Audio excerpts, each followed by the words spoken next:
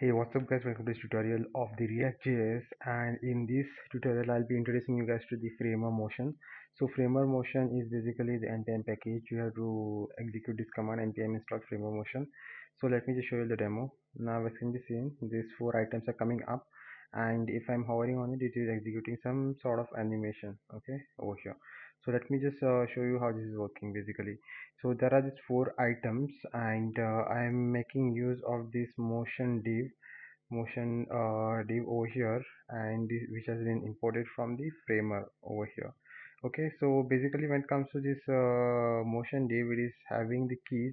uh, Key is basically, it is just to distinguish between the different items, okay, and these are the items which it is mapping, and those items goes over here, okay.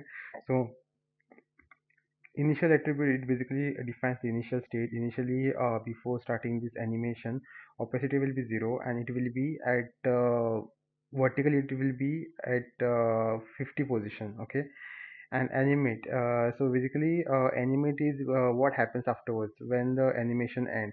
That time opacity should be 1, and it should be at the vertically at 0th index. Now let me just show you. Previously, see, it was invisible, and then it became visible with opacity 1. It came to its 0th position, okay. And transition, basically when it comes to transition, each and every item will have the delay of 0.3. So as can be seen, first item comes, then after 0.33 seconds of the difference, other the three items came after it, following it, okay. So next is while hover. So basically whenever I'll be hovering on it, whenever I'll be taking the pointer on it, what should happen? So whenever I take the pointer on it, it should increase its size, and it should tilt it at some degree. So it is making its scale go to 1.1, and it is making it rotate at 3 degrees, okay. While tap, so what will happen when I'll be tapping on it? So when I tap on it, as can be seen, it is shrinking back. It is because it is decreasing scale to 0.9, and if you want to rotate it, if you want to rotate it, you can do that also, okay.